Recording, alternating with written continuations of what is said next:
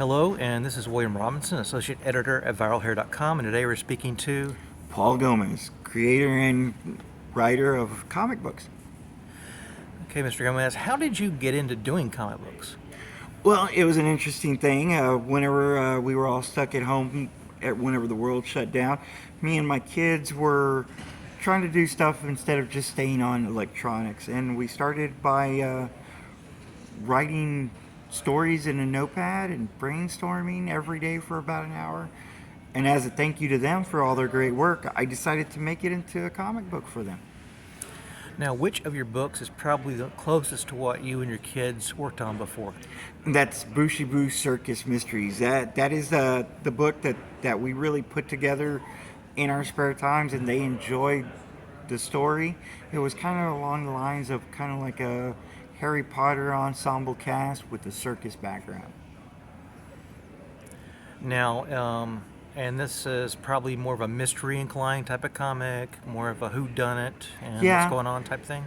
Yeah, I would say it's more of a mystery story. I always tell people it's not about my characters, it's about the mysteries, and if you can solve it before they can. But my kids really wanted a coming of the age kind of story, like Harry Potter did, where it gradually he was getting older and whatnot. So it is about the characters, but it is about the mysteries as well. Right. Now, of the books you produce, what's probably your most personal work? Wow. Man, it's kind of like hard to pick. It's like picking between my children.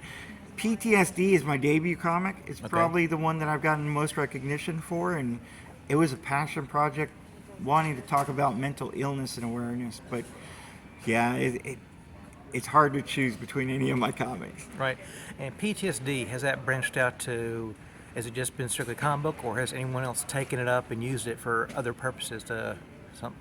Actually, it did get picked up by Texas A&M, which I had a professor come by my table at a conference, and she had read it, came back the next day, and brought me a permission slip and asked me to sign her permission slip so she could teach it in her class.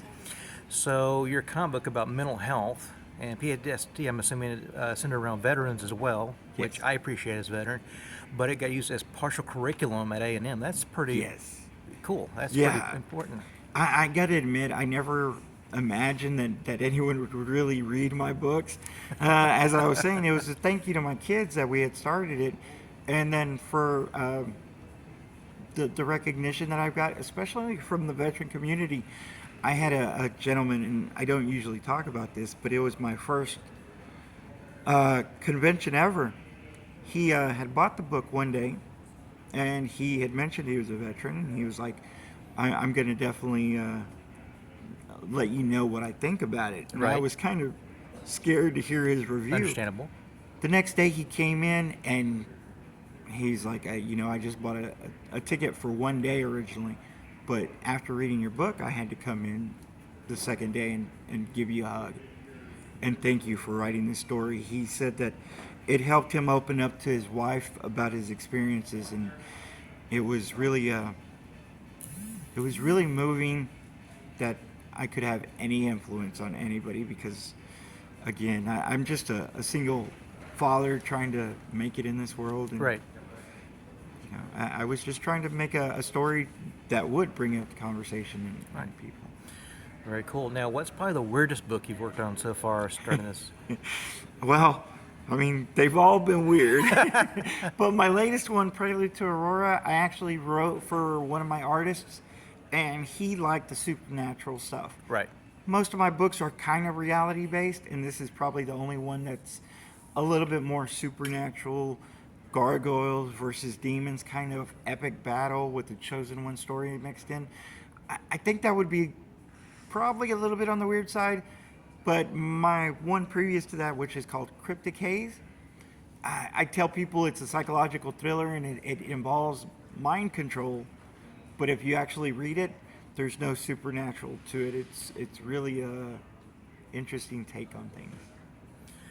Okay, so Prelude to Aurora is probably, sounds like the kind of old school type Marvel stuff where more artist driven, the writer gives a little bit of layout, the artist just goes nuts with the artwork, and then you come back and maybe script it or whatever, that kind of thing. I mean, like I said, when we had worked with two previous books, PTSD and Cryptic Haze, right, and so I got to know him. I got to know how his art was, and his I don't want to say limitations. It was more like his venue, Right. what he enjoyed doing and didn't enjoy doing. So whenever I wrote the script, I knew what to leave for his interpretation, but also kind of where to guide him to. And I never understood the collaboration Right. with that before I started making books, but enjoying the collaboration between him and me on the previous two books led me to writing the script the way I did for this book. Very cool. Um, Now, as an independent publisher, there's some aspects of getting yourself off the ground and out. You've had to juggle a lot, or Yes. what has the process been like for you? Wow, it's been very overwhelming. I tell new creators, it's not just about writing a story; it's about learning the process. And Right. every comic book is different than a movie or a screenplay or even other comic books, depending on what genre you're writing and what art style you're writing for. But it isn't just about the writing. It Okay. isn't just about the team building. It isn't just about the marketing or learning the conventions. It's about all that and then 100 other things as well. Right. So, what future plans do you have going forward with your comics here?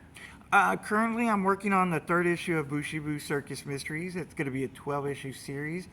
After that, I've actually got a person that's been talking to me, backing me about Prelude to Aurora, the second issue, because they love that story so much. So I'm trying to take things one step at a time.